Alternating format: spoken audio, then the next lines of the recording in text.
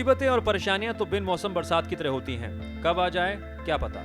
जब मुसीबत बरसती है फिर जिंदगी में भी समस्याओं की बाढ़ आ जाती है, जिससे निकलना आसान नहीं होता, बशर्ते आपको निकलने के रास्ते पता हों और आप ठंडे दिमाग से सही स्ट्रेटेजी अपनाकर उस मुसीबत को अपने गले से उतार फेंक सकते हो। चलिए, एक ऐसी मुसीबत का हल ढूंढने के लिए आज प्रॉपर्टी एक्सपर्ट आपको सही रास्ता दिखाने जा रहा है। जरा गौर से सुनिएगा और देखिएगा।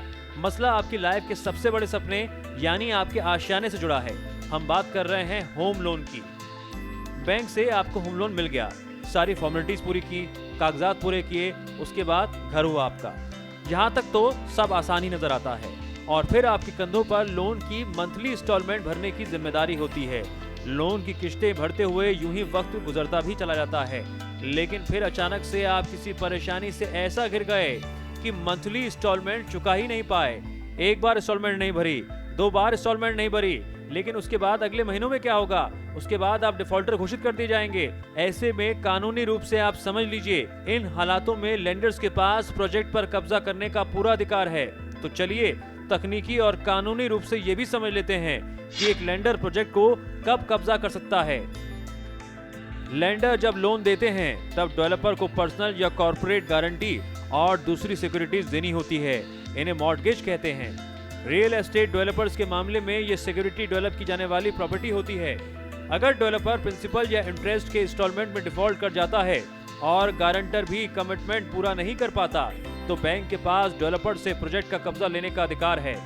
बायर्स के पास रास्ते सीमित हैं और मन में डर और खौफ ज्यादा कि क्या उसे उसका घर हमेशा हमेशा के लिए खोना पड़ेगा, सारे सपने मिट्टी मिल जाएंगे। तो चलिए अब आपको बता देते हैं कि बायर्स के सामने क्या लीगल ऑप्शन है। बायर्स को पता करना चाहिए कि क्या प्रॉपर्टी बैंक के पास गिरवी है। अक्सर डेवलपर के पास लैंड का टाइटल होता है।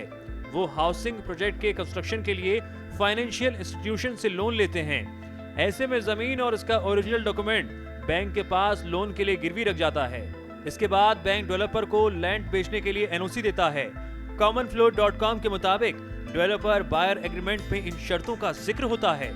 एक और मसला है जिसके बारे में आपके जहन में सवाल आ रहे होंगे, क्या रीपोजीशन से बायर्स की मुश्किलें बढ़ सकती हैं? प्रॉपर्टी रीपोजीशन से बायर्स के हितों को नुकसान पहुंचता है। हालांकि अगर बिल्डर को कैश की कमी हो रही हो और कंस्ट्रक्शन पूरा ना हुआ हो, तब लेंडर के रीपोजीशन से बायर को फायदा हो सकता है। इससे प्रोजेक्ट कंस्ट्रक्शन के लिए फंडिंग की प्रॉब्लम खत्म हो जाती है।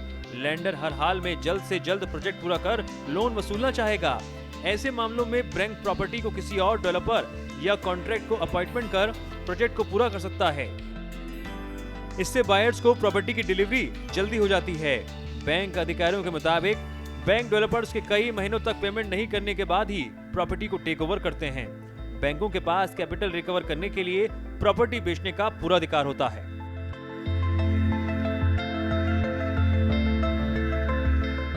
सौरभ सहानी, समाचार प्लस।